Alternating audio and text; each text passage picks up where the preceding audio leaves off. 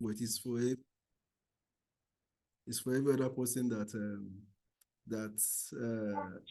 works 9 to 5 or 8 to 4 every day and hence a fixed income. So what is the way out? So that's what this seminar is all about. So kindly allow me to share my screen.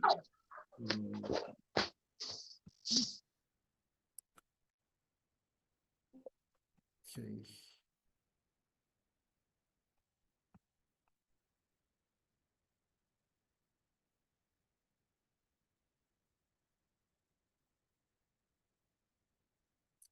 Yeah. Okay. So as we can see from what is being shared, so the topic is beyond classroom and fixed income. So our guest speaker is no one that's who we have. For those that have been joining webinars organized by Clients Aspire would have been familiar with this face at the moment. So he's no one that other than Dr. Lukman Raimi. So before we go on with the webinar, we'll be following this outline for this event. So we'll talk about Client Aspire Limited for a while, then we'll read this edition of the guest lecturer. Then we'll give room for question and answers. At least so that question, answers, comments, advice. Nobody's an island of knowledge. We want every other person to also add his or own input to this event. Then we also have information from from Client Aspire. So without much ado, I want to call on the MD CEO of Client Aspire, the person of Dr. Nugudin Babatunde Bamego, to really tell us about Client Aspire. So Dr. Nugudin Bamego, you hold the floor. Please kindly just tell us about Client Aspire in a short while. Thank you.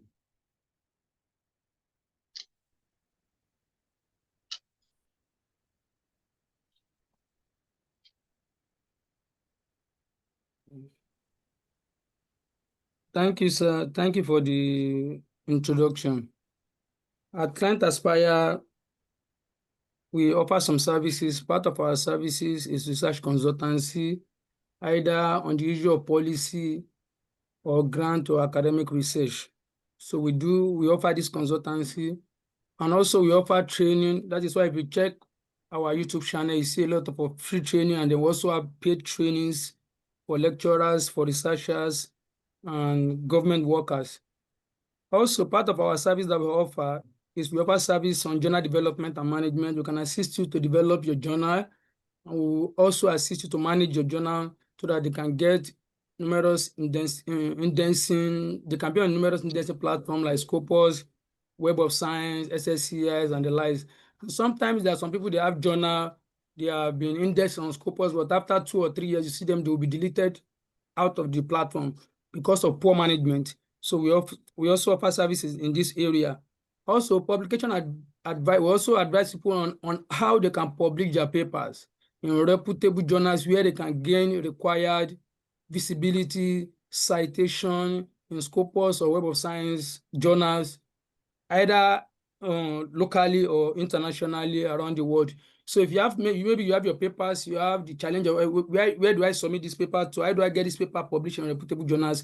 We can provide you with necessary services in that area.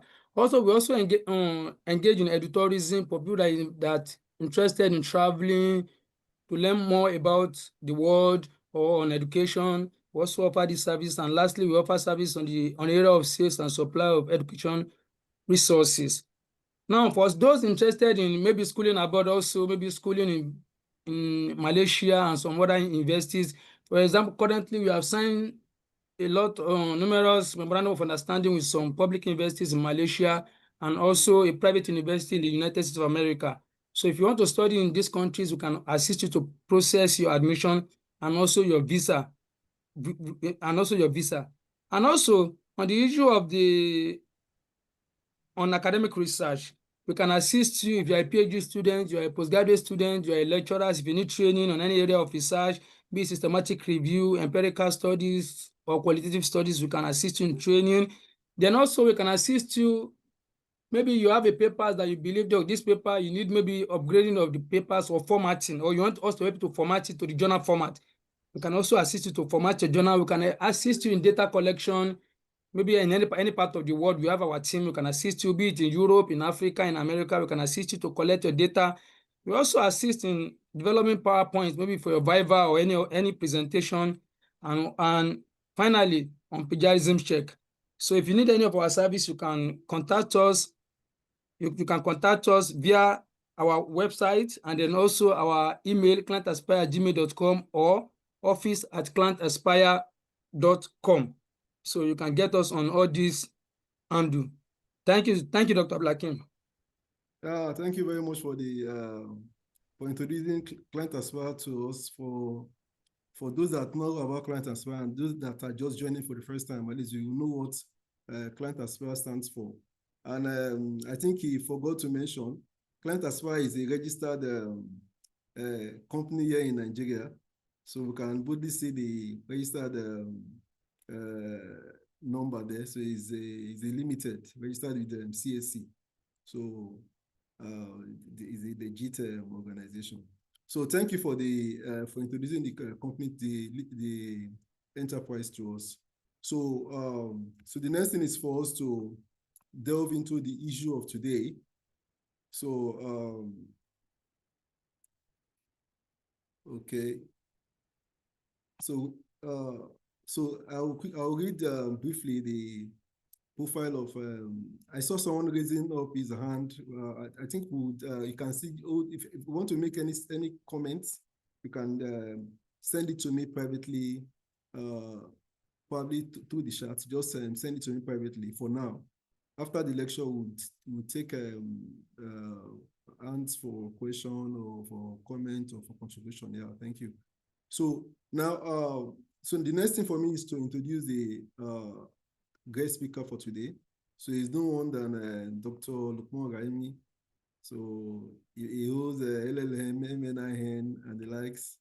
A lot of certificates and fellowship and certifications. Dr. Lukman Raimi is an accomplished entrepreneurship educator, researcher, and a business consultant with extensive academic and industrial experience.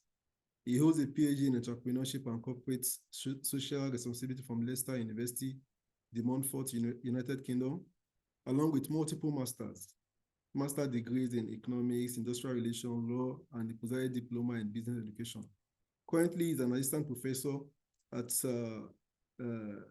assistant professor of entrepreneurship and business at University Brunei Darussalam UBD, where he leads curriculum development and industry engagement as program coordinator for business administration and entrepreneurship.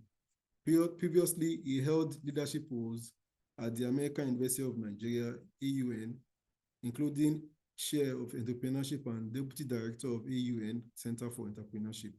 With over 15 years of teaching experience, Dr. Raimi has designed and delivered courses in social entrepreneurship, research methodology, entrepreneurial leadership, and his research span over 91 publications indexed in Scopus, ABDC, and Google Scholar, and he has significant impact with over 3,212 citations.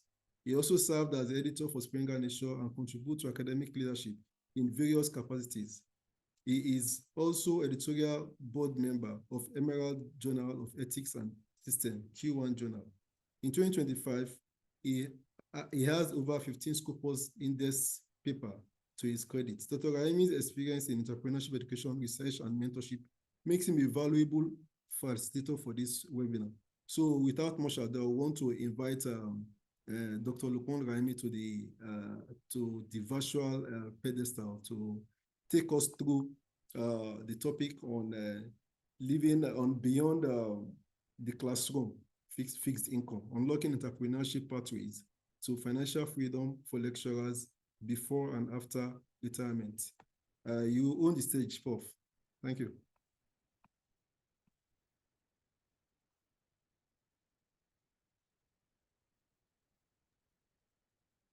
Can we all view the screen? Yes, you can view it. Also, is my audio audible? Can you hear me clearly? Yes, I can hear you clearly.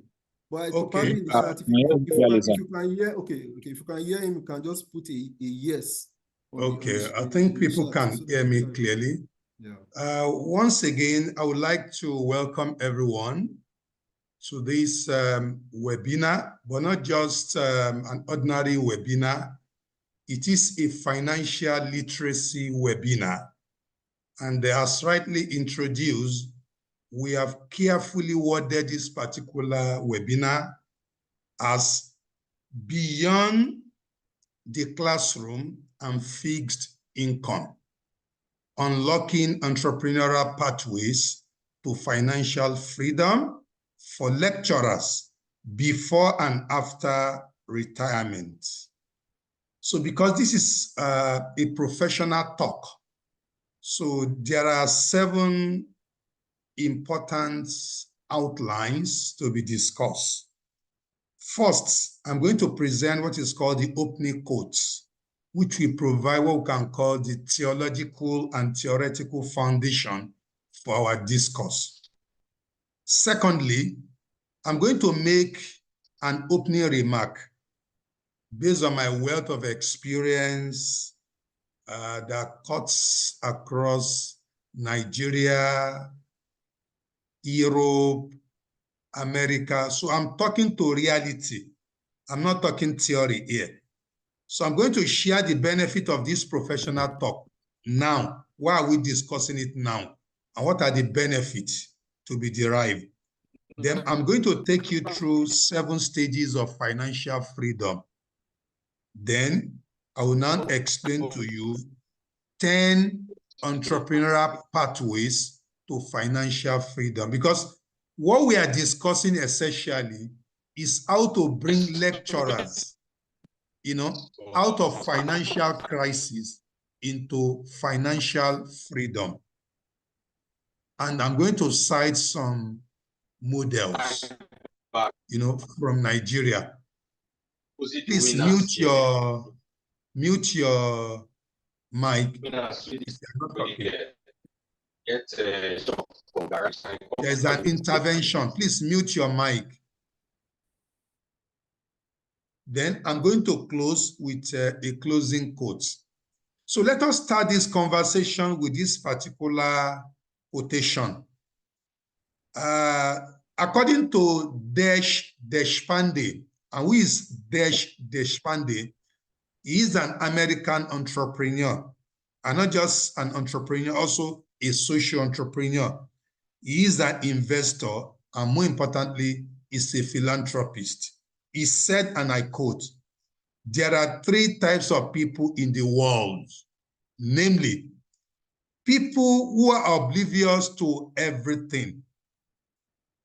Number 2, people who see a problem and complain. And number 3, people who see a problem and get excited to fix it." In developing countries, including Nigeria, majority of us, I'm not excluding myself, majority of us fall within the first 2 categorization. We have more than 50% of Nigerians who are oblivious to everything. They don't care. You can see what is happening in Nigeria, whether in the academia, whether in politics. As far as they are concerned, they are oblivious of everything. Their fate is going to be decided, negatively, positively, they don't care. Number 2, most of us who call ourselves professionals, even lecturers, who teach knowledge, who teach skills, who teach what we can call abilities, majority of us will also fall within the second category. People who see a problem and complain. We go to channels, we go to Arise TV, we talk, we complain and complain and complain. We always bother ourselves with issue of what. But the world in which we live in needs people are going to tell us how. We are tired of articulating the problem. We are tired of complaining. What we want you to do is to fix it, and that is the how. So few people in the world are those who see a problem and get excited to fix it. So based on these opening quotes, I've set out clearly 3 learning outcomes. 3 learning outcomes simply means at the end of this presentation, these are the things I expect all the participants to be able to do. So this is not just a talk shop, and we are not here to tell us how to become millionaires overnight. We are not here to tell us how to invest in CBEX or Ponzi scheme or put our card in a particular ATM machine and it will start giving us money in dollars, in euros. No, that is not why we are here. Number one, what I expect at the end of this conversation is to understand, as lecturers in the universities, in the polytechnics, in the colleges of education, and even if you are not in the academia, it is still useful for you. Try to understand the limitation of fixed income in an academic career. You are a lecturer, associate professor. You think fixed income will sustain you over the bar. And recognize the importance of early financial planning for long-term security. Most of us, we have missed it, but hope is not lost. You know, financial planning should have started the day you join your Unilag, the day you join Yabatech, the day you join BUK or ABU. But most of us, we don't appreciate financial literacy seminar or training.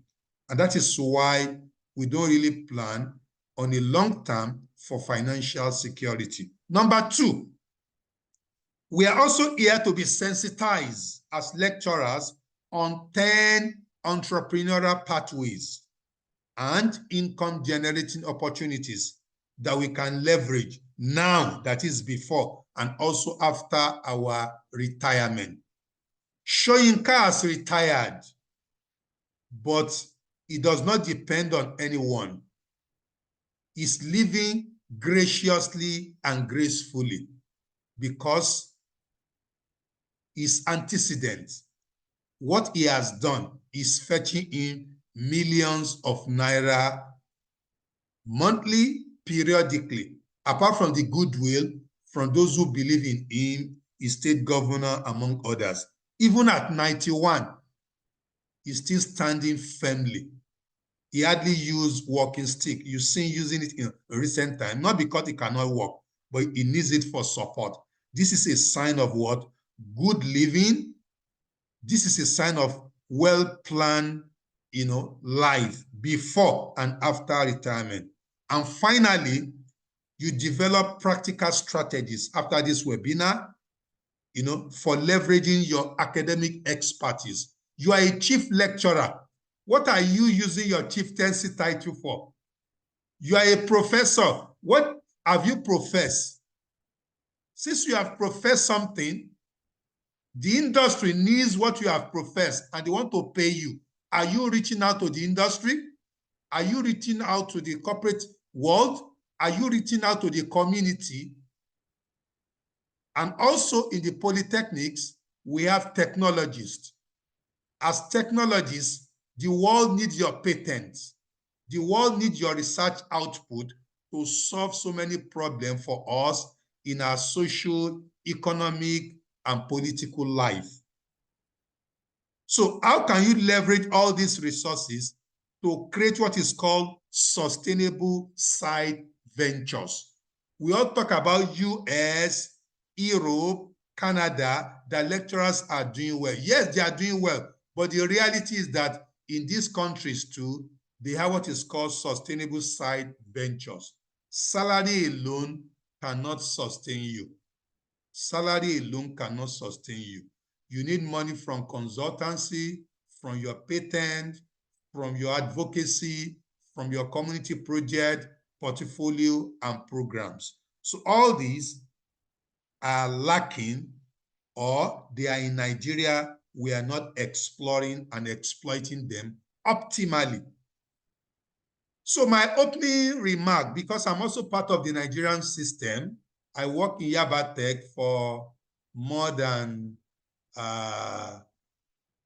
almost 20 years before I moved to American University, where I worked for another 3.5 years. So I know what I'm talking about. So in Nigeria's economic crisis, where a lecturer's salary barely covers basic needs, survival requires more than a paycheck. So what you get every month is not enough. It demands entrepreneurial resilience and financial literacy. So every union in the university, in the polytechnic, in the colleges of education, every year you need to organize financial literacy seminar or workshop. While unemployment, inflation, and systemic failure test our resolve, these are the things causing problem in Nigeria. Despite this problem, history has shown that crisis also breeds innovation. So we have to be innovative. We have to be innovative. Yet, many academics remain trapped in fixed mindset. Most of us will still believe in that fixed mindset. I don't think I can do it. The system in Nigeria is rigged. The system in Nigeria is been compromised. Only on ethical jobs pay. It is only when you cut corners. It is only when our salary is doubled. It's only when our salary is tripled. The reality is that whenever salary is doubled or tripled and the productive capacity of Nigeria has not been doubled, it's going to lead to inflation. At the end of the day, the increment will be meaningless. And that's exactly what we are suffering from. Therefore, with this type of mindset, we are going to miss the opportunity of building sustainable income. So this session aims to awaken in you the ability to think critically, act courageously, and build your entrepreneurial resilience and financial literacy to survive the economic climate in Nigeria. So this is my introductory remark. Then I want to do something like a social experiment. So if you have your phone, just go to your ChatGPT, ask this question, and share your answer, your findings, or your remark. Just type that, are professors rich in the US, UK, and Canada? Type it there. And just drop in few lines your findings. Either yes, no, or somehow, or modestly. I just want that before we progress. So drop it in the chat box. I want to look at them. I want ChatGPT to give you that. For our information, we are live on YouTube because this platform can only accommodate only 100 and already is oversubscribed. Now it's 97. So the system will be cutting out people, one after the other if your signal or internet is not very strong. So this is to tell you that so many people have registered for this particular conversation. So drop your answer. Are professors rich in UK, US, and Canada? The answer could be 3. Yes, no, or somehow. I've done, while this figure, yeah, okay, somebody has dropped, professor in the US, UK, Canada generally earn enough to live comfortably and securely within the middle to upper middle class, but most are not considered rich in the conventional sense. Beautiful. Professor salary can vary greatly depending on factors like institution, department, experience, and location. Highest paid professor in the US, yes. Beautiful, beautiful, beautiful. They live comfortable, but not, I love that submission. So the reality is that beyond what ChatGPT has given to you, I've been there physically, severally. I have a number of them are friends. We met, even recently, last year, this year, at conference. So I know what is going on. The reality is that lecturers in these countries, they also have additional income and what is called side hustle or side income. So government will give you salary which of course government is giving us in Nigeria. The only difference is that infrastructure is taken care of in the US. Your university, you don't pay for your own internet. Electricity is stable. Your salary is regular, but not very big. You are able to buy what you want to buy. But in Nigeria, because of some things that I'm going to explain later on, which are systemic issues. So it's not something that affects only lecturers alone. It's going to take a long time to resolve them. So look at the consolidated academic salary of lecturers in the university, starting with the graduate assistant, then ending with the professor. Look at Professor 07. The highest paid professor is earning less than 1 million.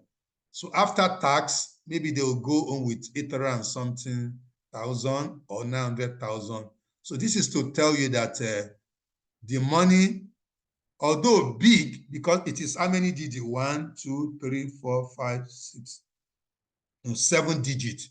In US, they don't earn 7 digits. It's usually monthly will be 4 digits. But because of inflationary trend, and that is why we are earning 7 digits. Yet, these 7 digits cannot take us home. So we are coming to that. Look at salaries of academics in Nigeria. I've converted them to US dollars.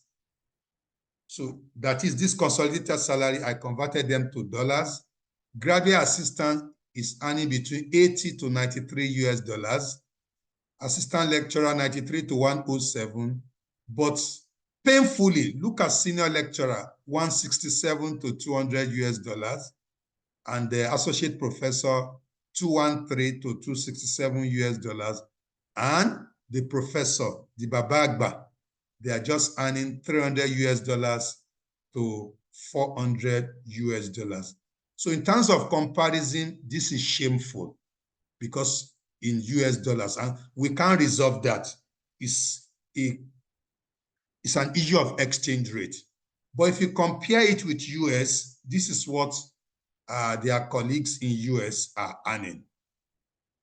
Associate professor, 6,700 US dollars, up to 10,000. Although they are going to tax them, they don't go on with all the money. So my argument is, if you look at these figures, apart from the professor, the highest paid professors and associate professor on the extreme, who go on with a 5-digit figure, most people earn 4-digit figure. And in Nigeria, we are earning 7-digit figures. Yet, we can't live comfortably. The same thing with the military officers, police officers, the same thing with judges, the same thing with those we call the public servants, and more importantly, the doctors. And that is why you are witnessing brain drain, japa, among others.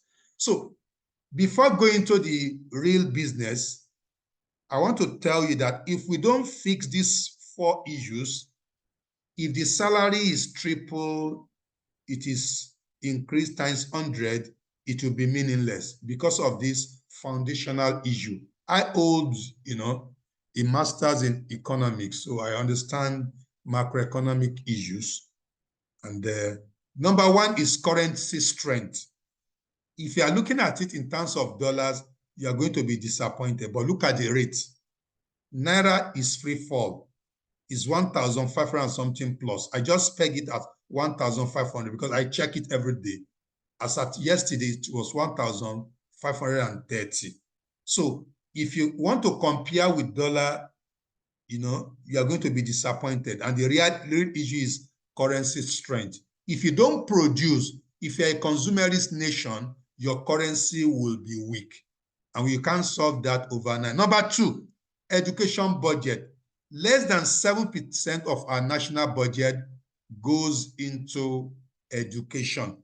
So issue of grants and some other things, conference sponsorship, among others, honorarium, all these are not very prominent in the Nigerian academia because we have so many mouths to feed, so many priorities. So what we are generating is not enough to go around. If you increase education, defense will talk. If you reduce defense, public service will suffer. So number 3, university revenue. So university, apart from what they get from government and TED fund, our own university is not robust to really make money. Most universities in US, they make money from commercialization of patent. Patent simply means the research output, the minimum viable product, the tangible, prototype that emanates from your academic research. At times you get millions of dollars from this. So, and when a university collects this, the owner of that particular patent will be paid handsomely. So some of the secrets, industrial designs that lecturers actually develop should be commercialized. So our workshop, our laboratory, they generate funds in Europe, in America, and other parts of the world. But in our own case, they don't. So these are the reasons why universities are very, very poor. And finally, inflation. Look at the 7-digit figure, yet it barely covers 20% of our needs. Whereas in US, there are $3,500, $4,500. They are able to pay their accommodation, transportation, and they will still eat good food, despite the fact that they are going home with 4-digit figures. But in our own case, we are going home with 6, 7-digit figures, but that particular figure can barely cover 20% of our need. And as I have said, the military are grumbling, police are grumbling, judges are grumbling, lecturers are grumbling. So attempt to increase for lecturers, judges will kick. When you increase for judges, military officer will also kick. And defense is very, very important. Without defense, lecturers cannot teach. Boko Haram can kidnap lecturers and we start looking for ransom. So everybody is important. So the issue of increasing salary is a national crisis, which we need to really resolve, but it takes a very long time. But as entrepreneurial scholar, despite all these problems, we need to design a way out. So the benefit of this professional talk is to break free from mental barriers and negative mindset syndromes caused by fear, dependency, entitlement, trading blame, scarcity thinking, among others. So I'm here to do that for you. 2, I want to equip you with mastery of pathways to wealth creation, what it offers, how to get multiple streams that enable you to meet some of these challenges: financial need, family need, religious need, professional commitment. And thirdly, many of us are aging. We're in our 50s, 60s, some are already 70. Build financial security before and after retirement while maintaining professional integrity. Without stealing, without cutting corners, we can still find a way of surviving in Nigeria. And finally, assist in achieving financial goals for extended family and earn genuine respect by freeing you from dependency. So that is what we are here for. The first thing I want to tell you, which you should be told regularly in your university, polytechnic, and also universities, is that we are actually moving from period of financial crisis to financial freedom. And there are 7 stages based on research and practice. I have read it, I've practiced it, I've also taught it to professionals. And it is not rocket science, it is working. So these 7 stages is the first opening discussion. The stage where lecturers are in Nigeria currently is called financial crisis. We are all struggling with debt. We have poor savings. We lack investment. And our future retirement plan is in jeopardy. And this is promoting frustration, hopelessness, helplessness, among others. But there's a need for change. If we continue to lament, remember we have been lamenting. We lamented during Obasanjo. We are lamented during Jonathan. We lamented during Yaradua. We lamented again when Jonathan took over fully. We lamented during Buhari, and now we are not lamenting. It's a financial crisis. And when we are young, you know, I'm over 50 now, we always say, up NEPA, you know. My children are also saying the same thing now. This is to tell you that things may not quickly change. And if you don't plan your life, you are going to regret later on. Number two, when you move from financial crisis after listening to this financial literacy webinar, you are going to move to the level of financial intelligence. You now become, you know, very learned. You acquire learning on the basics of how to manage money, how to budget, how to save. Even though the money is not much, you'll still be able to save. Save is a discipline. It's a commitment. And you now acquire what is called steady investing habit. You start investing. It is a discipline. Whether your money is much or not much, if you don't cultivate that particular discipline, you won't be able to do it, even if the salary is increased to 3 million. So we call that financial intelligence. If you don't move from number one to number two, you get stuck. You continue to lament. And when you acquire financial intelligence, you understood the dynamics of money management. You imbibe the saving culture, the budgeting culture, the investment culture. Then you imbibe what is called financial discipline. That is applying all these smart habits to control what you earn, what you spend, what you save, and you avoid, you know, impulse buying. Things you don't need, you don't buy them. Some have old car, they buy new one, they still keep the old and the new one together. No. Why don't you dispose the old, keep only the new so that you don't fuel two vehicles? In some family, ideally they should live in 2-bedroom flat. They are living in 3-bedroom flat. It's part of lack of financial discipline. So you need to understand all this. And there are so many things that we'll explain later on.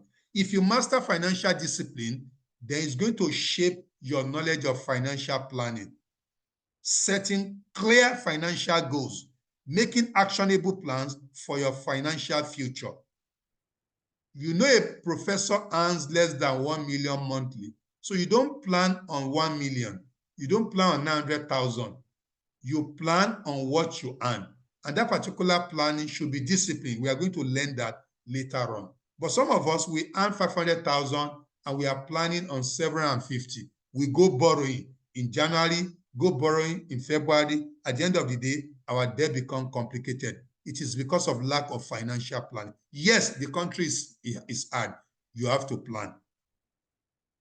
When you master financial planning, then you go to the level of what is called financial stability, steady income, side hustle, low debt, and an emergency fund bring peace of mind. This is where many of us should be as professionals. We should have attained financial stability if we had been taken through these particular 7 stages. At this stage, irrespective of what you are earning, you will still be able to pay your bills because you have side hustle, that is extra business that is bringing money to you either monthly, quarterly, periodically, among others. And because you have disciplined yourself from buying and doing so dear, what you don't need, you don't buy. You are going to be out of debt. You know, you have low debt. And also you have emergency plan for everything, which is going to give you peace of mind. And when you master financial stability over a period of 5 years, then you attain what is called financial independence. Because at this stage, your investments, your passive income will cover essential living costs. In fact, they'll say, how much is on salary?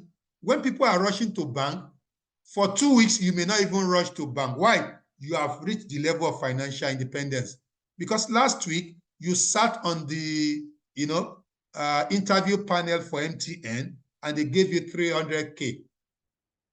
This week, you probably gave a webinar for UNICEF somewhere in VI, and you are giving 500 USD. So all these are what we call passive income. Then your investments too, maybe Lotus Capital, maybe Crusader Insurance.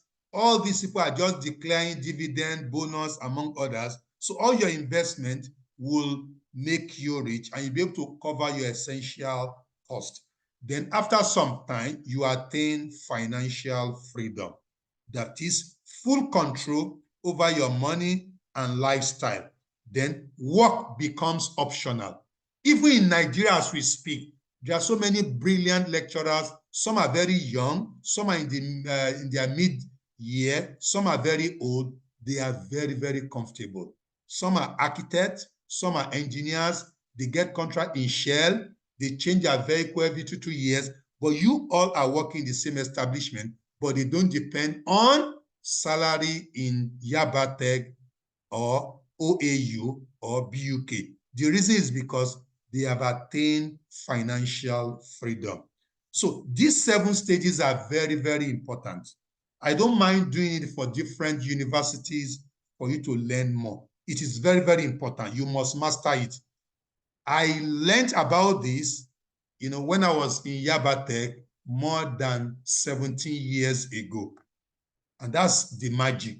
Despite the fact the money is small, I was able to put some of these things into practice, and I've taught so many people thereafter. Having understood these 7 stages, let's now go to the pathways. Number 1 pathway, for those of you who are listening or who have joined this particular conversation, number 1 that you must take very seriously is change your thoughts and your mindset. Yes, Nigeria is bad. Things are terrible. We must go on strike. No problem. I support. But we may go on strike. Our salary may or may not be increased. And we have been doing that since 1990s, 91, 1999, up till 2025, we are still doing it. So the most important, as we are doing that, let us have option B. So number 1 is change your thought and mindset. The first pathway to wealth creation for academics is reinventing thoughts by adopting a growth mindset. Liberate yourself from dangerous syndrome like dependency syndrome, laziness and entitlement. Oh, government must do everything for us. My university must do everything for me. It doesn't work like that. In terms of wealth creation, you have to reinvent. You have to change your thought. It is also vital to break free from some of the, individually constructed thoughts or socially ingrained notion like, this is incompatible with my status. I hold a PhD. I cannot, run a supermarket. Oh, I hold a PhD. I can't have a laundry shop. Who says? Or I must eat 3 times a day, 3 square meals. Who told you have to eat 3 square meals? Or as a graduate, I must live the life of an elite. No, it's not important. Or this type of footwear and attire does not befit my status. Which status? All these Oyibo that we are talking about, go and check them. They don't spend too much money on suits, on clothes, on shoes. They look simple. But most of us want to dress to kill. We want to live in a very big apartment that we cannot afford. If you can only afford 2-bedroom flat, please go for 2 bedroom, don't go for 4. So all these are what I call change your thoughts and mindset. Things are very, very hard.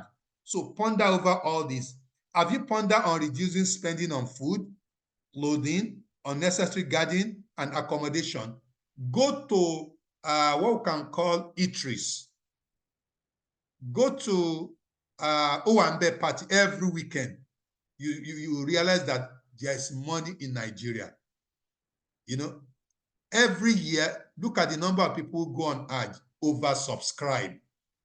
Jerusalem, oversubscribe. The money is there. That's the reality. Who mandate that you must reside in expensive 3-bedroom apartment. It's not compulsory. Who dictate that your children must attend, a particular type of nursery and primary school? Most of us attended Jakonde Primary School. What prevents you from engaging in a partnership business with colleagues while simultaneously working full-time? Recently, the social media showed a picture of a particular professor in the north who has a side business selling pepper. Why should a professor sell pepper? Yes, the man is living in the world of reality. He can't go begging. He can't do crowdfunding to feed his family, to pay his bill. So he's doing what is pragmatic. The only thing we advise him is to repackage, but we cannot discourage him. And that is what is called survivor venture in entrepreneurship literature. We can only advise him to repackage, and to become the CEO while his student will be doing it for him. But what he's doing is doing the right thing. So that is number one. Most of us may not want to listen to this, but that's the reality. Number two, you must equip yourself with knowledge of financial literacy. Most of us, we have PhD in biochemistry, physics, but we don't understand financial literacy.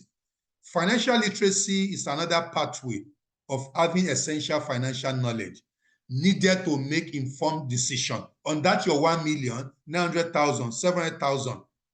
So all the money you are making for your personal finances or family finances, you need financial literacy. And what are the components of financial literacy? Number one is money management, budgeting, savings, investing, borrowing, and planning. If you don't understand all this, you are going to have problems because you won't be able to know how to appropriate your money. Yes, it's your money, but there's a way to appropriate in order to be successful. Lecturers who earn income and spend it all, the implication is that their income equals to their consumption. And this is dangerous. This is toxic. Those who allocate income between consumption and savings, where income equals consumption plus saving is good, but we can do better. Some will get the money, salary, that is the why. They will feed their family, buy essential things and non-essential things, that is C, and they save. So whatever you save may not really be able to save you in the time of need. So let's move to number 3. Those who allocate income among consumption, savings, and investment, this should be your disposition. Why is what you earn monthly, if it's 100,000, you are expected to consume part of it, which is C. You are expected to save a fraction, then you are expected to invest. So the third category fare well in wealth creation and navigate economic downturn because they possess backup, savings, and investment. Most of us, we have leftover little amount of money as savings, but when we really need big money, the savings usually is not enough. Why? Because we don't have investment. We don't have investment. I have a friend, when I was in Nigeria, whenever he has difficulty and he needs money, he will just call his stockbrokers and say, sell these particular shares. Within 72 hours, you raise millions because he has acquired shares over time. And whenever you sell your shares, you discover that they have actually appreciated. So every year is getting dividend, and also the price at which he bought that particular share has really increased. So it's accumulating capital gain. So this is why investment is very, very important for us. Number 3. So please try to get your pen and a paper because we are going to do an exercise now. It is called financial security. Every 6 months and twice a year, you need to evaluate your financial security. And I will show you what you are going to evaluate. So everybody will do it. And maybe 2 or 3 persons, you just tell me your answer. I will tell you what to say. Financial security refers to the peace of mind and absence of worries about money due to the assurance that you have enough income to comfortably cover expenses, and also you are debt-free and possess deep savings to address your basic need. So this is very, very important, and you have to do it twice a year. So it is an art. Financial security is an art, and it can be learned because it's a science. It is methodical. You can do it. So when you do your financial security analysis, it's going to tell you where you stand. Are you at risk? Or are you at borderline? Or is your financial health very positive? So everybody should get a piece of paper. So read all these questions. These questions are very, very important. You can see that they are 12 in number, and read them, then answer. If your response is yes, put 5. If your response is not fully no, if it is partial, put 2. And if it is totally no, put 0. You want to check your financial security health. For instance, are you a full-time lecturer or a part-time or an applicant? So if your answer is a full-time lecturer, put 5. If you're a part-time lecturer, put 2. If you're an applicant, it simply means you don't have a job, put 0. Is your monthly income from current employment only? Are you making your stable income? Is it stable? Is it regular from Yabate, from BUK, from ABU? If the answer is yes, put 5. But if you have a job that is not stable, maybe a part-time lecturer, then you put partial. And if you don't have a job, then put no. So do that within the next 3 to 4 minutes. You can do that. Then sum everything together. Sum your marks together. If you have 5, 5, 5, 5, it means you are going to have 60. Because 12 times 5 is 60. So whatever you score should be over 60. It could be 5 over 60, 30 over 60, 40 over 60. Don't deceive yourself. Answer it sincerely and genuinely, because this is a serious financial literacy seminar or workshop or professional talk. So whatever is your answer, drop it in the chat box. So I'm going to give you 3 to 4 minutes. Let me check my time. Okay, this is 5:59. That is in Nigeria. That it is 6 here in Brunei, and that should be 11 in Nigeria.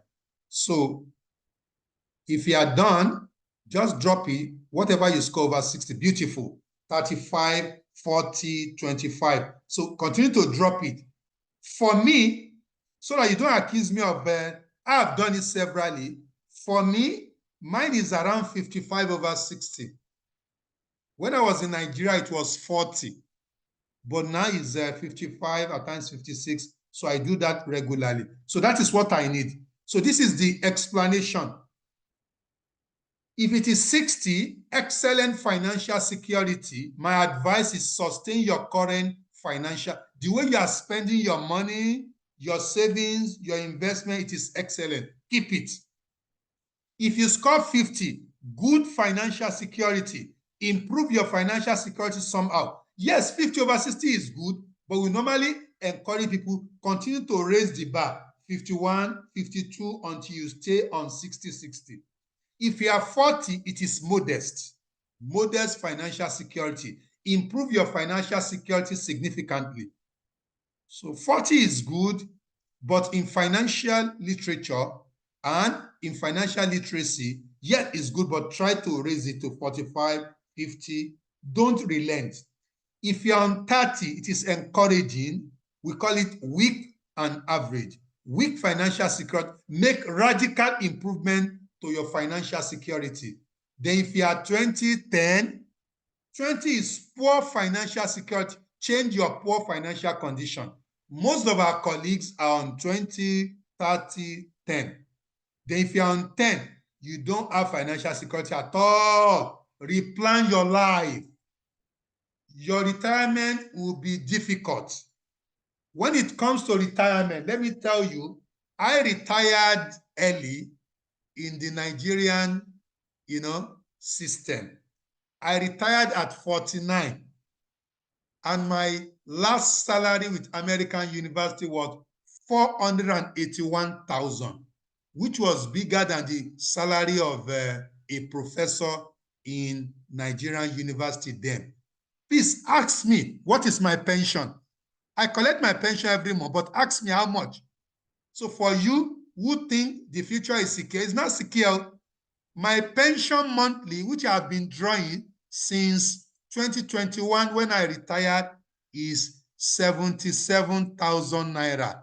77,000 naira. Can you survive with 77,000 naira with PhD in retirement? So this is to tell you that you need side hustle. When you see policemen, judges, medical doctor who retire from public service who are suffering, that's the reason. Retirement is not really beautiful.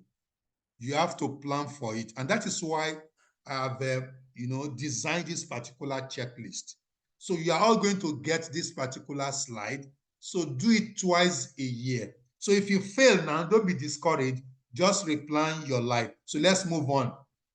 So one of the ways for replanning your life, deliberately I put it at number 4, is pay yourself first.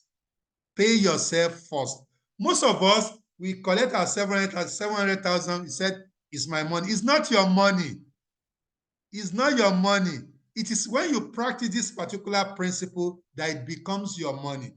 Our 700,000 belongs to so many people. We pay our wife kitchen allowance, upkeep, we pay our children's school fees, we pay for recharge card, we pay for satellite, we pay for so many things, we pay for our parents, we pay our tithes. Some of us pay our zakat to our imam, our pastor, and you forget to pay yourself.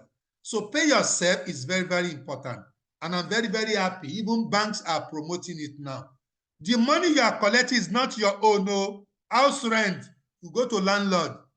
NEPA, we go to NEPA. Water, we go to... so most of us, we don't pay ourselves. The leftover in your bank that you call your savings is not the same thing as pay yourself. Get it right. Pay yourself is a strategic pathway to wealth creation and a mentality for building personal finance and retirement. School fees of your children that you pay to international school is not your money. It belongs to the children's school fees.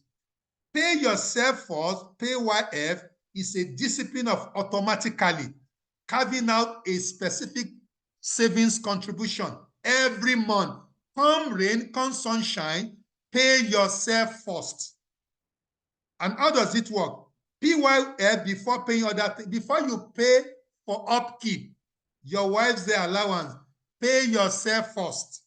Before you do living expenses, discretionary purchase, pay yourself first. Pay yourself help you to build a nest egg to secure your future. And it's very, very important for emergency. When you lose your job for 6 months, you are able to raise your head high. So it's very, very important. Pay yourself for is very, very important. So if you have 2 accounts, if you have 1 account for your salary, I will advise try to open another account. So every month, when your salary is paid, start with 10%. What is some salary? What is UBA? Remove 10%. Let heaven fall. Let Armadillo strike. Remove that 10%. Put it in another bank. Base your life on the remaining amount of money. And next month, you don't go back to pay yourself first to go and spend it. No, I will tell you what to do for it. It is not the leftover in your bank account. It is your own strategic savings. You are paying yourself. I'm the one that work. Some of us, we do it, but we do it lavishly. Some, when they collect their salary, they will go to pepper soup joint. A minimum lower me. Give me 2 Gouda. Give me chicken. Give me asun. And they will blow about 30,000 naira. You are wasting your life. In fact, at that particular age, you should cut down on all those things. They are not good for your health. That 30,000 you spend every time you collect your salary, put it in maybe UBA, GTB as PYF. Do that in January, do that in February. After 6 months, look for viable investment outlets. So you are moving from savings to investment. So these are things I've done over time. The fifth one, because of time, is what is called transition on cash flow quadrant. So if you work for government, you are simply an employee, that is E. It's good, but try to transition. Try to combine the ones that are combinable. You can work for government, then you have side hustle, that is self-employed somehow. Then later on, if you become a big guy, you can join some people. If you are a lecturer of architecture, you can have architectural firm where you get contracts from government, from establishment. Engineers, you can have a consultancy firm, then you become business owner while lecturing in the university. I know of so many lecturers who have schools, and those schools have grown very big. Some of them are even paying themselves like 1 million monthly from their private school. That is business owner. Then if you cannot have self-employment, you cannot create a business because you are too busy, then you can become an investor. For me, I'm an investor. Right from Yabatech, that is where I am. Employee, then investor. So if you live only on E alone, you can't make it. You must combine E with either S or B or I, or you can even combine everything. And we call that in entrepreneurship serial entrepreneur. Your hand is in so many areas. You work for government, but you have a functioning, private organization outside. You're also self-employed and you also invest. Looking at Professor Nasir Hassan Wajini, who is selling pepper, what the prof is doing is trying to engage what is called self-employment while working. It may surprise you that pepper is very, very expensive. To run a pepper shop, some people need up to 500,000, up to 1 million. So you may be looking at him that the man doesn't know what he's doing. He knows what he's doing. He's able to feed himself, put food on the table, and he won't be making noise. So try to, rebrand your own in a way that will give you more money. You can have cold room.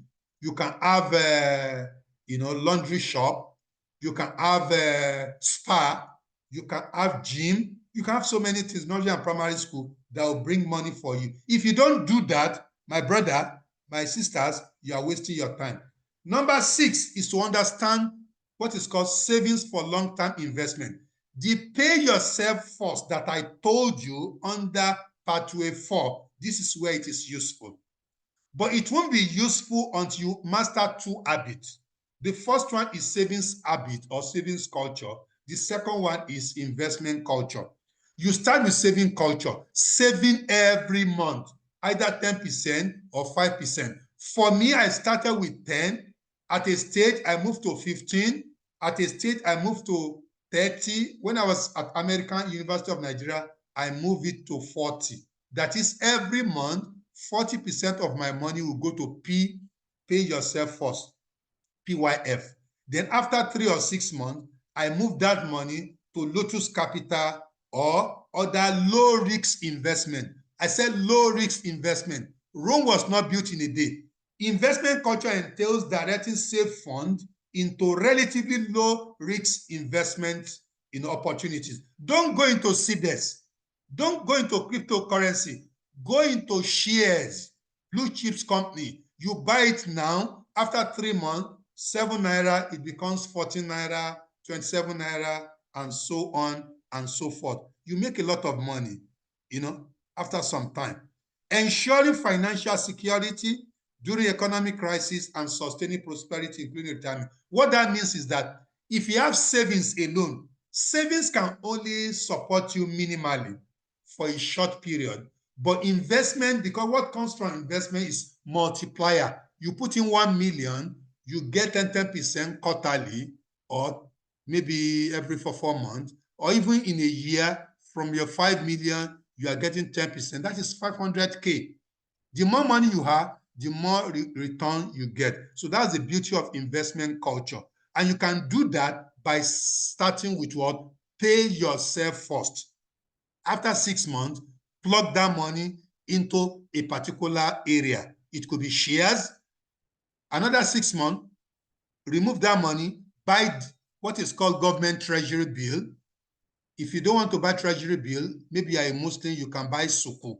So you accumulate all this over time and you'll be getting money, you know.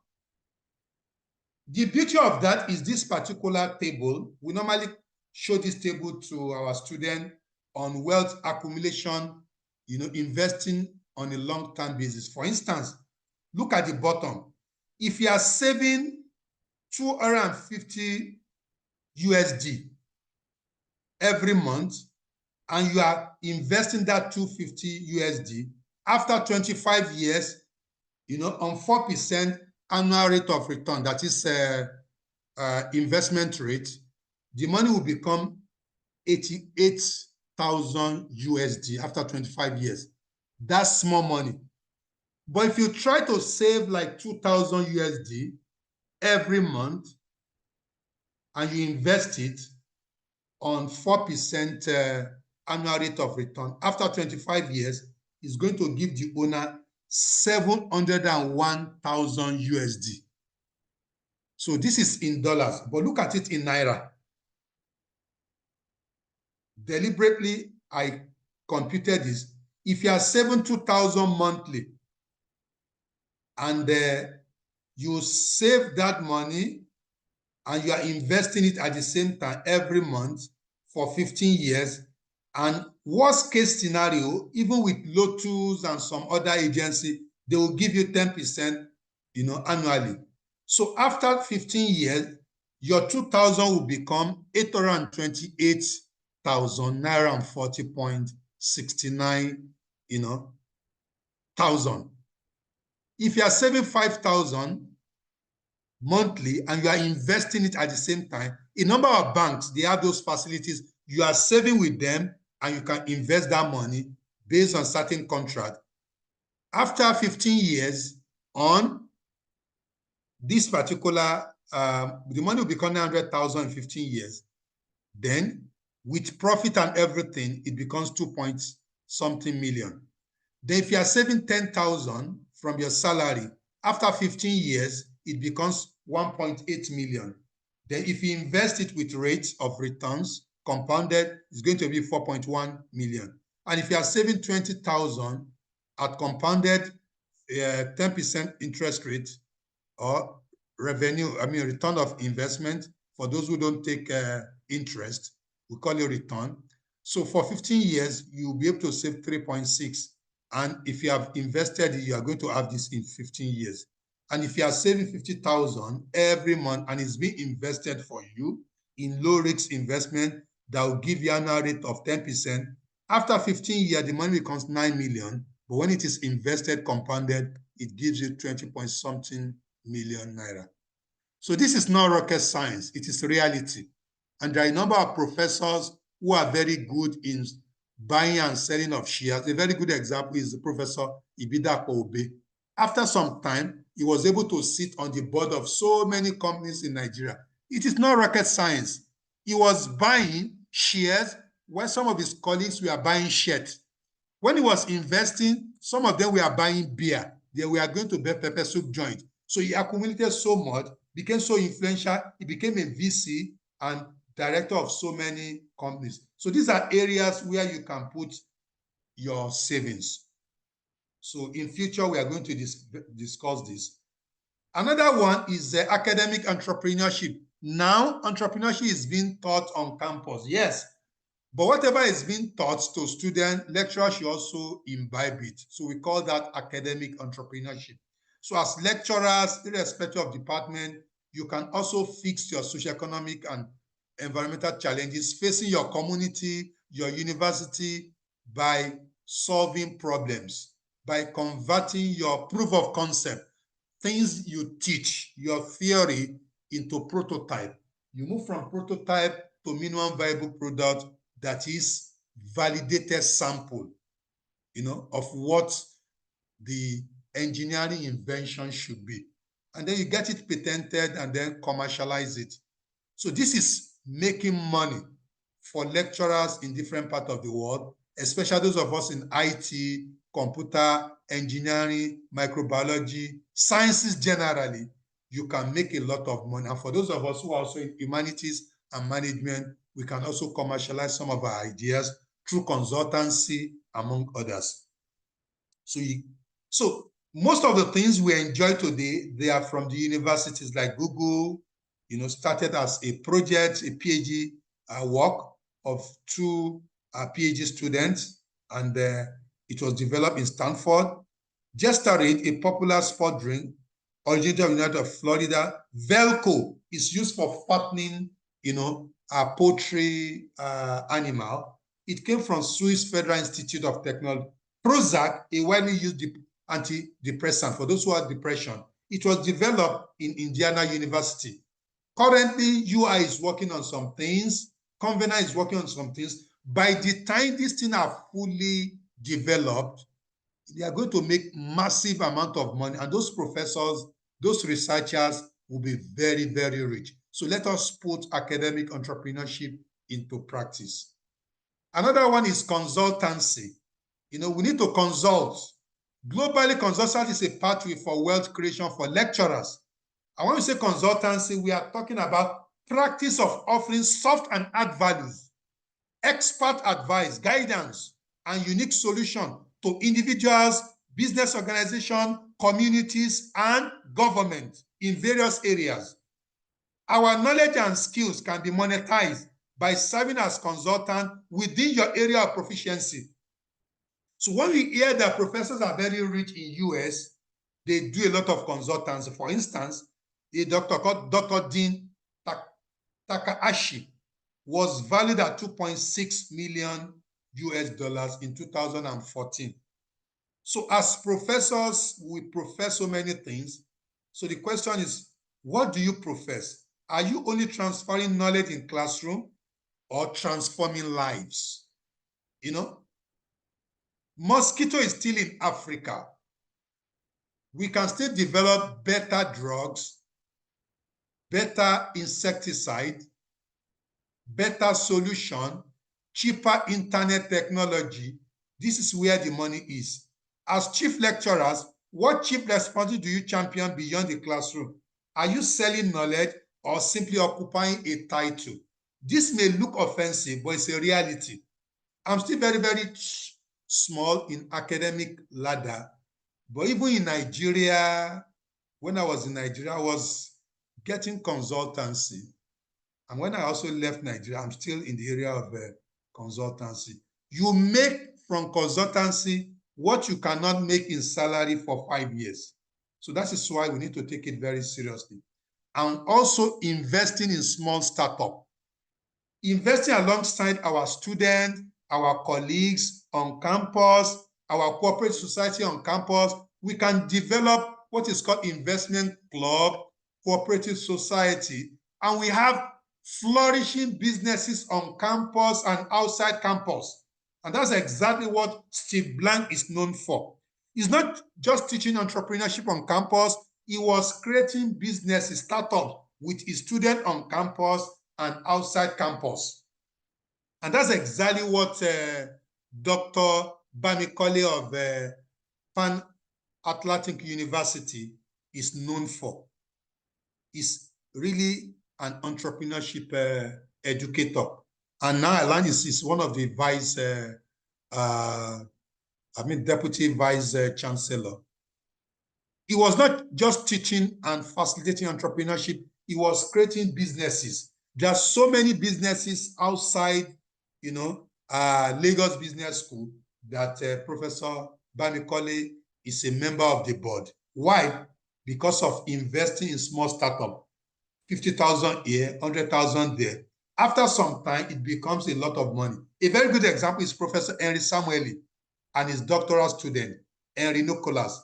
He committed to launching Broadcom Corporation with $5,000. Each contributed $5,000 in 1991. That company, the company has since evolved into Fortune 50 entity, employ over 14,000 professionals, and boasting a market capitalization of 100 billion US dollars. Steve Blank sits on the board of so many companies founded by himself and his students. So we can do the same thing, investing in startup, in bakery, pure water business, printing in Shomolu. There are so many billionaires in Shomolu, in Ladipo, who have not passed through university. These guys are making money. Who says professors cannot invest in spare parts? And we are going to do it better than our Igbo brothers.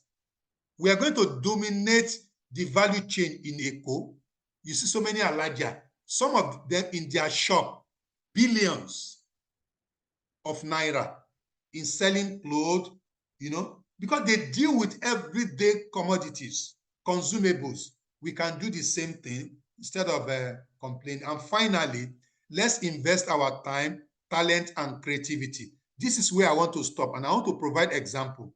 Now that you are active, you are ill and active, invest your time and talent in creativity, either developing invention, creative works that will outlive you, and you're going to get residual income permanently, even when you are no more in the system. A very good example is writing books, getting royalty, among others. Because of time, let me show you some example. Professor Ibidapo Obe was a Nigerian professor of system engineering, education administrator, and former vice chancellor. Beyond that, most of us know him as that. He's a business person. Unlike many colleagues, he invested heavily in shares of several companies when they were very, very cheap. Until his death, he sat on the board of several companies in Nigeria, such as non-executive director of Zenith.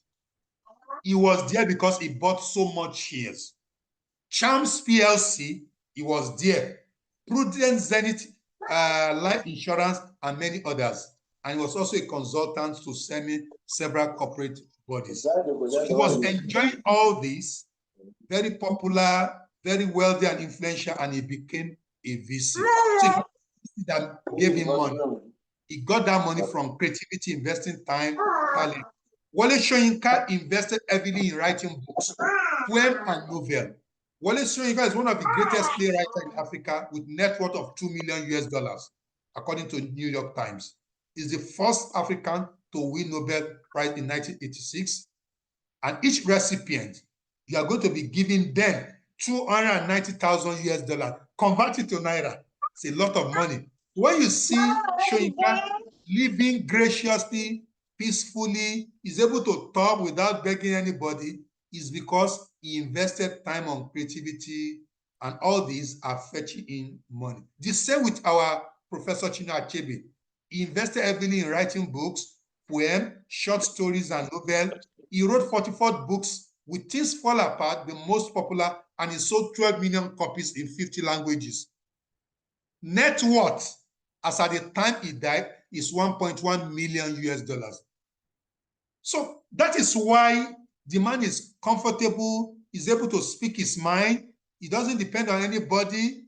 When he travels, his travel is covered by him and his associate in different parts of the world. So this is what we should be looking at. While fighting government for increment in salary, don't let us forget investing our time in creativity, because government will not save us.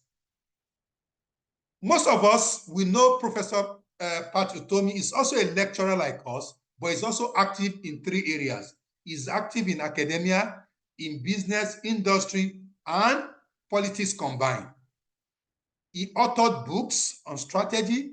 He's on the board of Lagos Chamber of Commerce, on the board of Nigeria Council for Manufacture of Nigeria, he's on the board of Nigeria Employer Consult Association.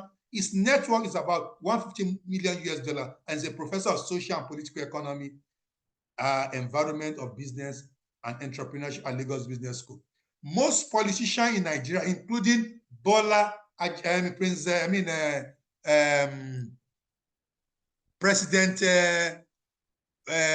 Bola Ahmed, they have consulted him on political issues at different times, and it is not free. Even Peter Obi consult him on strategy. So why don't we become people like this? While fighting, while struggling, And for those of us who are in Polytechnic, one of the shining stars is Kolaji Oshinowo, a former chief lecturer in Yabatech. He's renowned as one of Nigeria's most esteemed artists, art educators, and mentor to emerging artists. So where I'm going that he's retired but not tired. Most of his works are being sold every day. I just gave you just one example. Ordinary wall, frame or what you call artifact, sold at 3.9, just one. And he has several. Go to the internet. He's retired. He look fresh, look very energetic than many of us who are even younger. Why? Because he invested his time on things that are productive. While teaching, while conducting research, he planned for his retirement. So, in concluding, look at these pictures. We all know Tony Elumelu. Look at his picture when he was struggling. That is Tony Elumelu. The man with Danshiki is Abiola. And look at these guys. Can you recognize them? You can see Dangote when he was struggling. Dangote is on the extreme here. So this is to tell you that all the rich people that you see today, at a time they were also poor. And that is why Oscar Wilde said, the only difference between the saint and the sinner is that every saint has a past and every sinner has a future. So don't let us look at our present predicament. Let us put all these principles into practice, and in few years, we'll be celebrating our exploit. In conclusion, all that I've said is just trash. Because according to Socrates, he said, I can't teach anybody anything. I can only make you think. So the reason why I accepted to facilitate this particular webinar is just to make us think. So it is not compulsory you accept what we have said, but at least it will make you think and come up with your own model. Thanks for your rapt attention. Thank you very much, Prof. Lukman, for the beautiful, insightful webinar. It's very, very educative. So you took your time to explain everything from the beginning till you explained it. You are teaching dummies on how to be financially free. So it's important. Thank you very much for sharing that much of thoughts. As you had said, that the first step to success, someone will say, is by showing up. For most of us to show up at this program, at this webinar, it means that we are all yearning, we are all planning to change our financial states. So that's the first step. Then the second step is that you also have to be aware of your state. And that is what we can see from the small exercise he asked us to do. If most of us were within 20 and 30, some less than 20 and the likes. So we all knew our states. And we knew, okay, this is where I am. And the next thing is either to work harder or to, and he told us that we should try and use the evaluation at least twice in a year. Then the third one is that he had said everything. But the next thing is that we all have to take action. Because at times when you hear all this, yes, that I've had it before. It's one of those things. So, but if is that action that will now, the action takers are the people that will now get the benefit of what they've listened to in this lecture. We all have to take action. That's the next thing. Little step, baby steps, later it will become something big. As he told us, you can start paying yourself with 5%, with 10%. It's just, let us just try. Me inclusive too, I'm also one of them. Because I always complain that this salary is too small, and that I have a mantra that there are some salary that you cannot get savings out of it, because when your bill is more than the salary, then how can you get savings? But as he had said, it's just discipline. It's just, okay, let me just take 5%. Even if it's to just join a job or use Kuda Bank, just that 5%, later it can be something else. So thank you very much again for sharing your thoughts with us. So I know most of us, some had already asked question in the chat. Someone talked about government policy, devaluing currency, and putting money in investment and the like. So I think the floor is open for us now to ask questions, to seek clarification. So you can raise our hand and also put the question in the chat. So so I would call us as I can see us to ask our question, and our prof would help us answer it as much as he could. So for now, I have 4 hands up. So so the first person I'll call, Anjong AE. Please just ask your question. Don't bother thanking the facilitator. Just go on to your question, because we have, so I won't waste a lot of time. So Anjong AE, please, can you unmute and ask your question, please? Okay, thank you very much, Dr. Bamiru. Well, mine is not a question. It's just a comment. That is to salute the clients. The company, that is championing this. I've never met Professor Lukman, but I just want to appreciate him. It's been a wonderful talk, and I can say this is an international event, and especially when he mentioned the Acado Preneur, if I'm not mistaken, where he did talk about paying ourselves. So I salute you. I salute the organizers. Dr. Bamiru, I also want to thank you, for the moderation. Well done. Thank you all. Thank you, Dr. Abdulaziz. Okay, I would want to call on. I have someone here, ABK. So please kindly unmute yourself and. Yeah. Okay, all protocols duly observed. Am I audible? Yeah, very audible. Yeah. Okay, Professor Lukman, thank you. I'm sorry, but I have to say thank you. I can't withstand that one for this insightful hands-on training, not just for the lecture, but it's practical in nature. There was a time I asked you a question in one of your webinars, and I truly get the answers, even though I have another question. If you remember, my answer is like some lecturers have skills. They have been teaching entrepreneur for long, but they have not, or they are not applying their entrepreneurial skills. So now I get that answer fully and perfectly. So another question is like, Nigeria is Nigeria.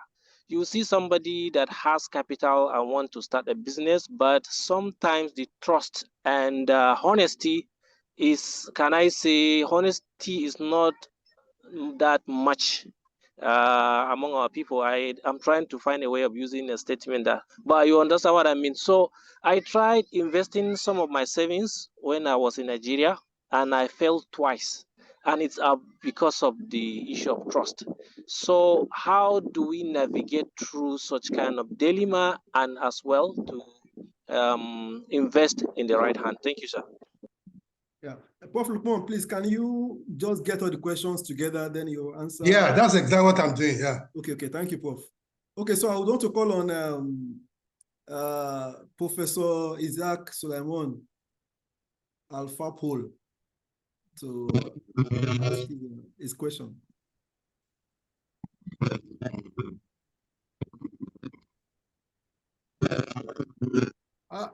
You are breaking. I can't hear you.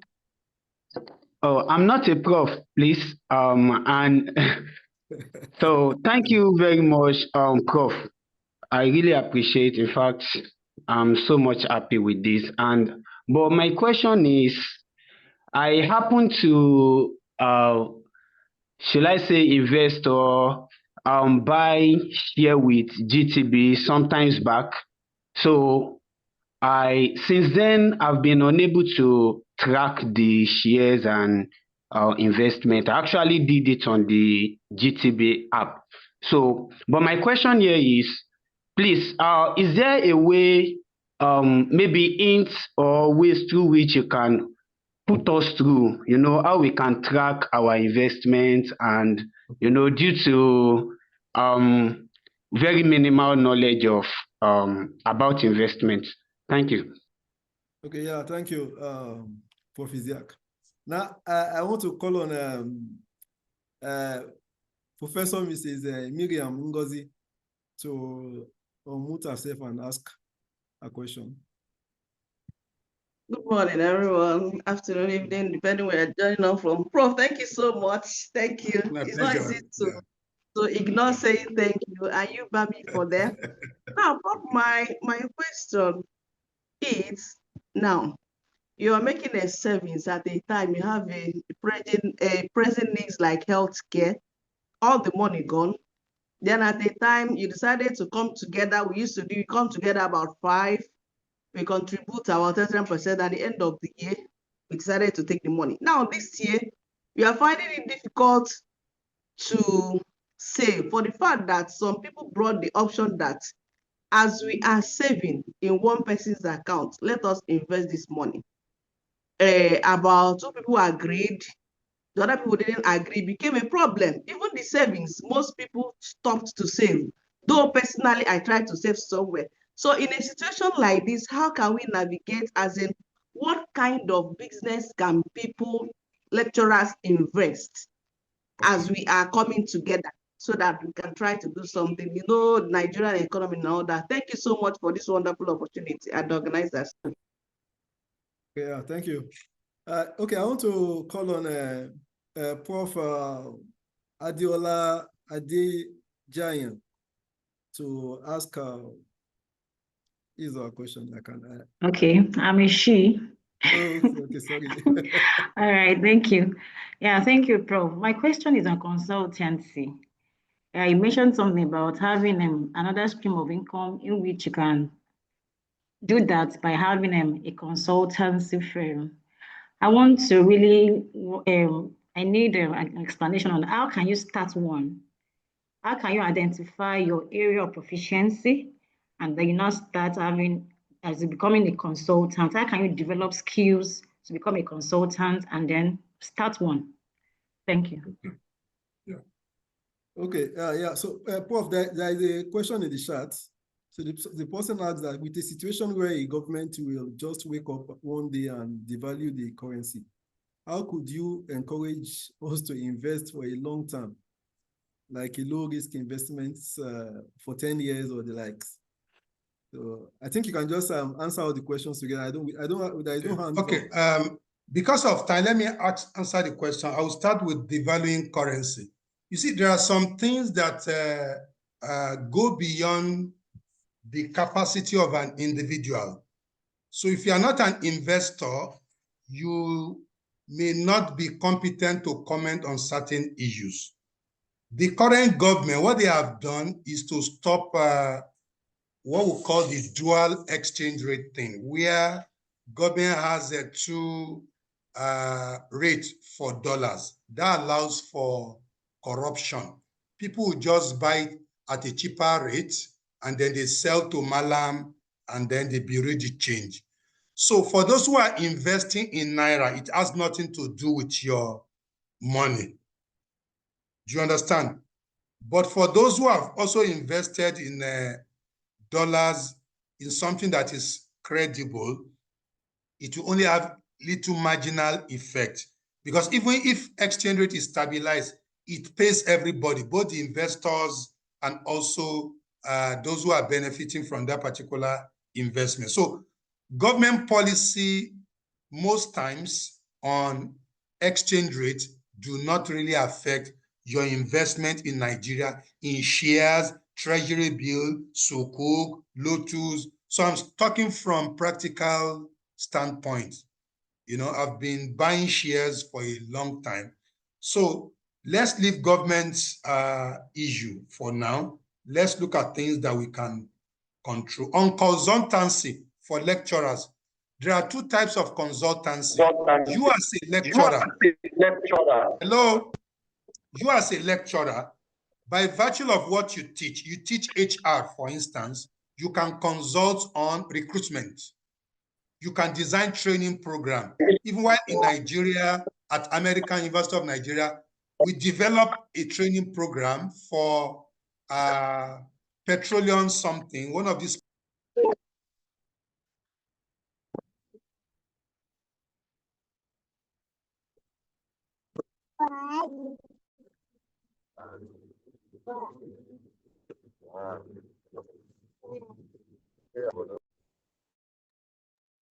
Prof. Lukman, you you're, are muted. you're Prof. Lukman, you are muted. mute. We can't hear you. Okay. The first question is on government devaluation of currency. Devaluation of currency, if you are talking about exchange rate. Sorry, Prof. We heard your response as regard that. You can just go to the next question. Okay. On consultancy, there are two types of consultancy where lecturers come together and create a consultancy firm.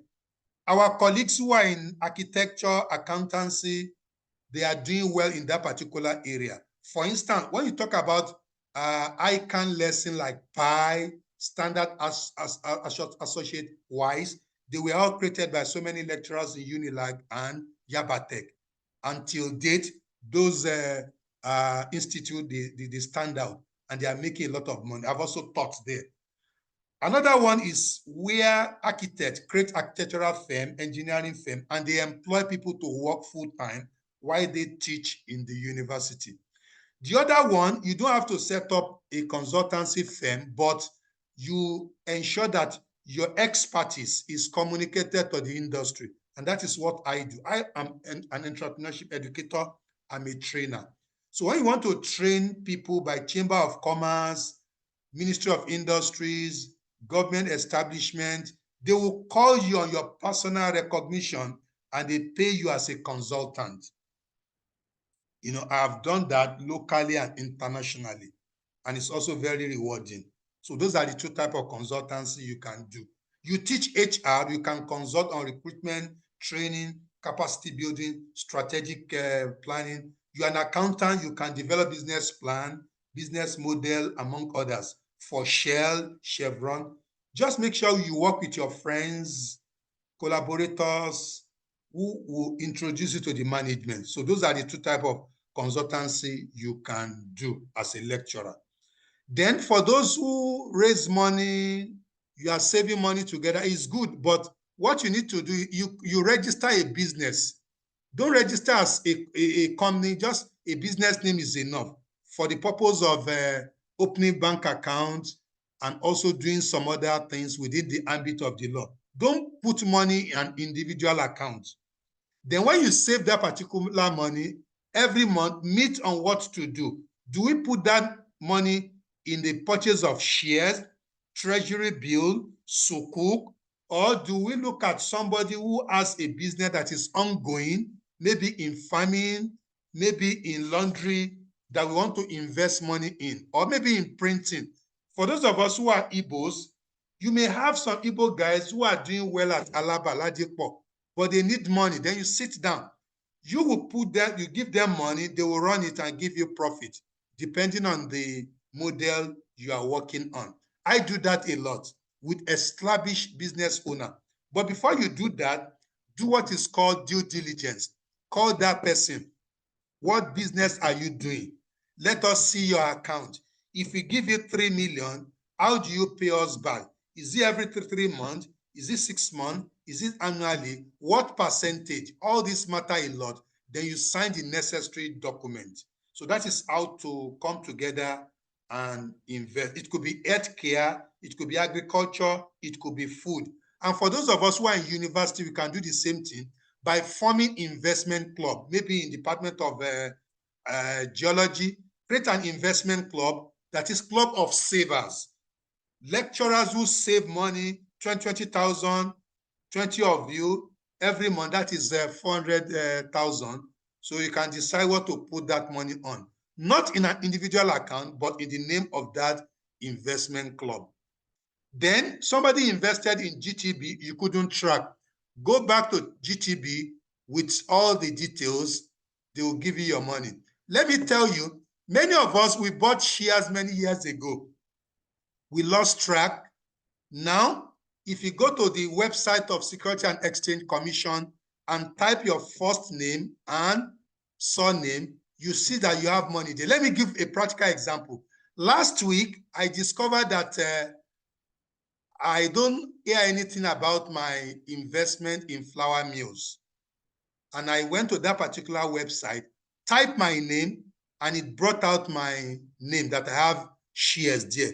And then contacted somebody in Nigeria who work in stock market. And they now linked me to my registrar. Registrar is the company that is in charge of that particular company where you bought your shares. Interestingly, the shares I bought, like 10, 15,000 naira that I lost track of, the value is now 260,000 naira. That is one, no, that is just for flour mills. Oh. I also have Inacon.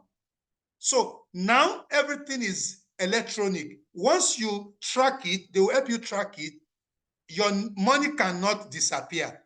Once they track it, they now put you on a platform where you can check your performance monthly. You can request what is called investment advice every month. So for those of you who have bought shares 10, 15 years ago, your money is still in the system.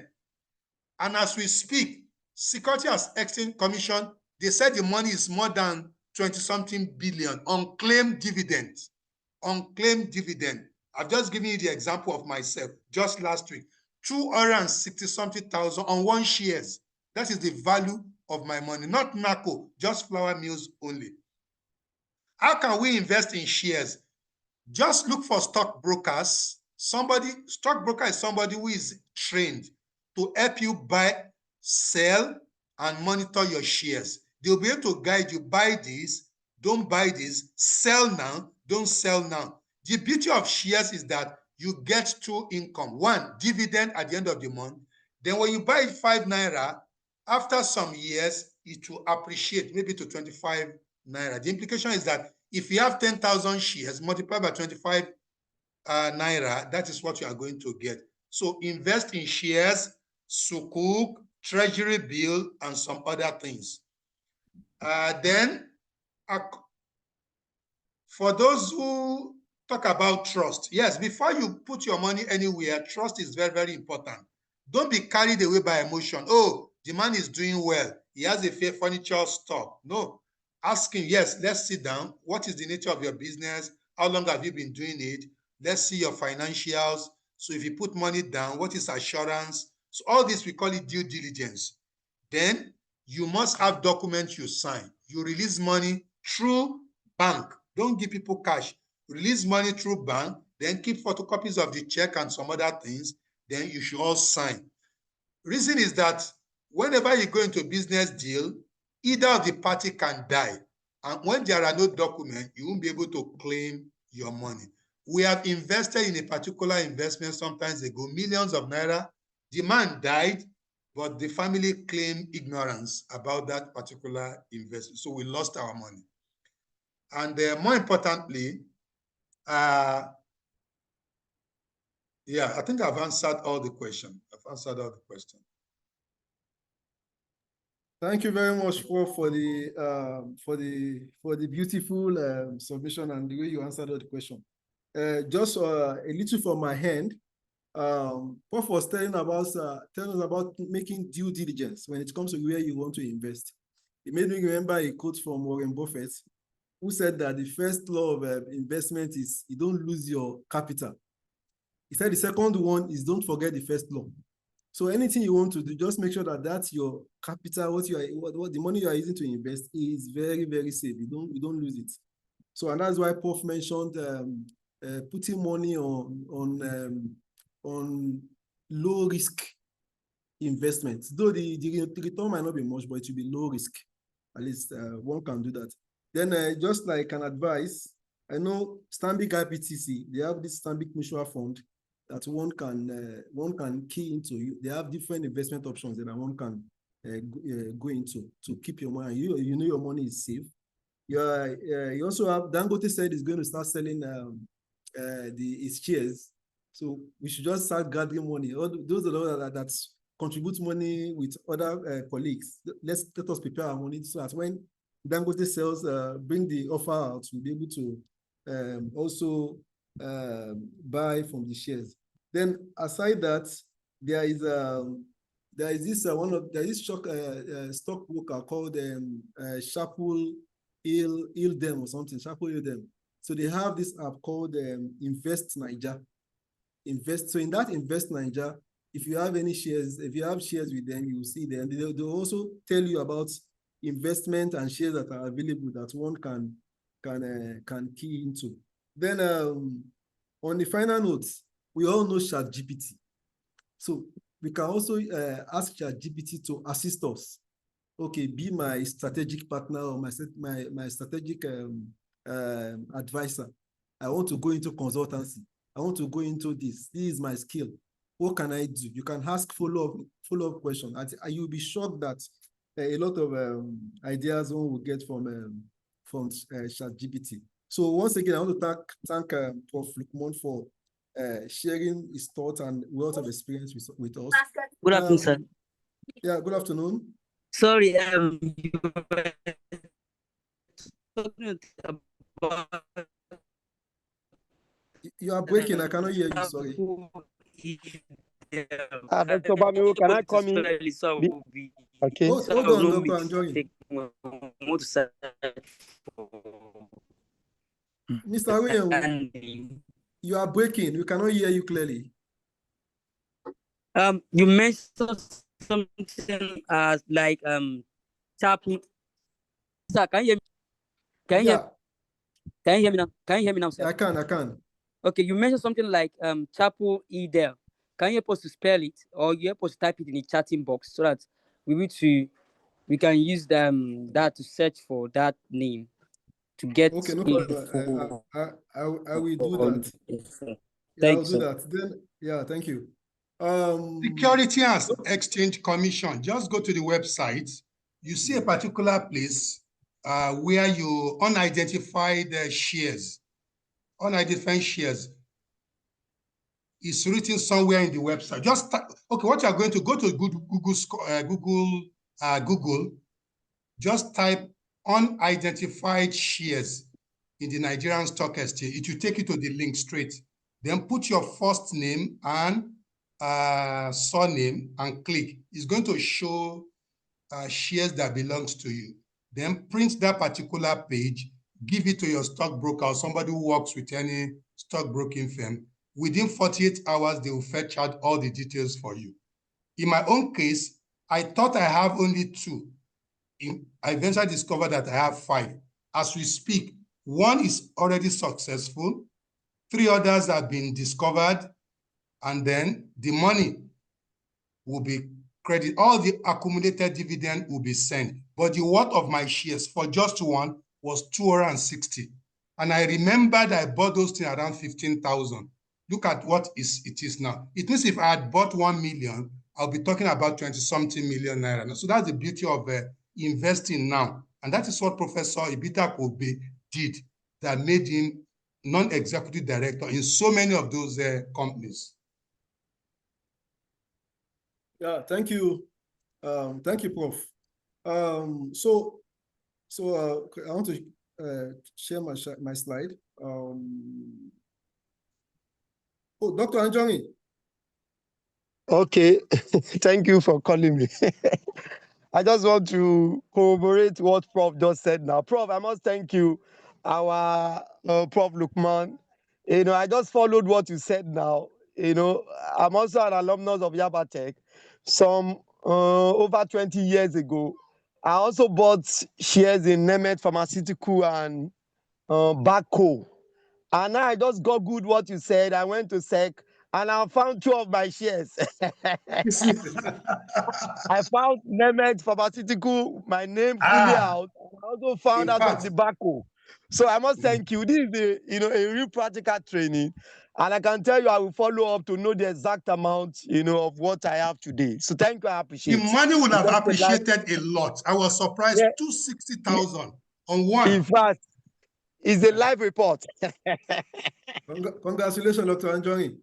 Thank you. Yeah, Professor Mikael Abiodun.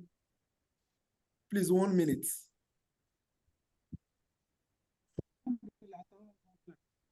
We appreciate the program. I learned what you abundantly. But this is just a reminder. I just want to remind those of us that much interested in investment. Please, let's ensure our investment are Sharia compliant, particularly those of us that are Muslims. So we cannot just invest anyhow. So let's ensure it's Sharia compliant so that will be beneficial both here and thereafter. Thank you. Yeah, you cannot hear you again, but thanks for the input. For the Muslims, it's just advising us to ensure that our investments are Sharia compliant. If you are going to buy shares, you should also buy shares in companies that are Sharia compliant. If you look at Stanbic Mutual Fund, they have different kind of investment. They have the Sharia compliant investments. They have they like 3 or 4 of them like that. They are Sharia compliant in Stanbic Mutual Fund, so that one can go into, including Sukuk. So I thank every one of us for showing up, for participating in this financial webinar. And I want to encourage every one of us to just try and take action. So let's just start by saving 5%, or even if it's 2.5%, and scale it up as things go forward, as public government accedes to our request for changing salary package. So I would want to call on the MD CEO of Clients Aspire, Dr. Nurudeen Bamigu, to share any information he has with the participant, and he should also tell us how we can get the lecture recordings or even the slides. So Dr. Nurudeen, you have the floor. Thank you, Dr. Blacking. Thank you, Dr. Blacking. So the recorded video will be on the Clients Aspire YouTube channel. So we have sent the YouTube link so that participants can subscribe. And also the slide, you are going to share the slide on the WhatsApp group. You have also shared that on the chat, on the Zoom chat forum. And then for those that are not around while we are discussing about the service that we offer at Clients Aspire Limited. At Clients Aspire Limited, we offer research consultancy, maybe on academic research or policy-based research. Then we also offer training for government workers on research, lecturers, postgraduate students, and the likes. Also, we can also assist your department, your university to develop their journal, and we can also manage that journal up to the point where they are going to be indexed in Scopus and Web of Science. Also, for postgraduate students and lecturers that have the intention of publishing in high-impact journals or international journals, you can assign reputable journals that are well indexed. We can recommend journals for them, and they'll be able to achieve their ambition, their career ambition. Also, we also engage in edutourism for those that want to travel out for tourism. We also engage in this, and we also engage in sales and supply of educational resources. So for those interested also in admission offer, we are also offer this opportunity also. And then also I will use this opportunity to announce our next upcoming program. By September 6th, we'll be launching an AI developed by Dr. Abubakar Siddiq from Katsina State University.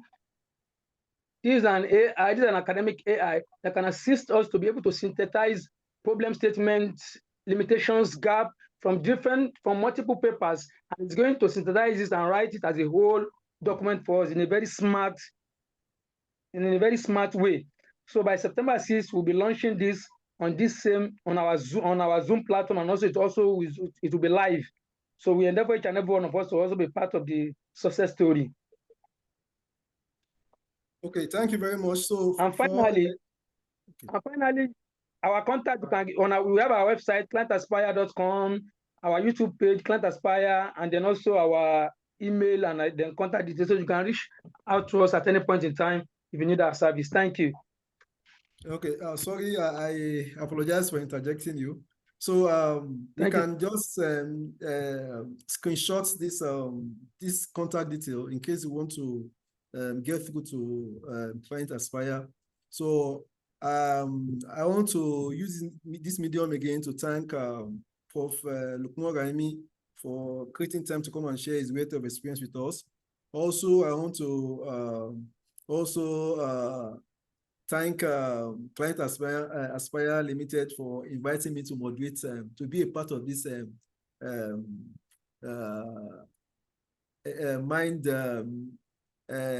mind-blowing, mind-exposing webinar, and to also moderate it. And I also want to thank the audience. You guys came and you made this program a success. We had a maximum Zoom attendance and YouTube attendance. I want to thank you very much for joining us, and I look forward to seeing you again in our subsequent program. Thank you, every one of us. Thank you, and stay blessed. And I wish every one of us the best. Bye. Thank you. Bye, everyone.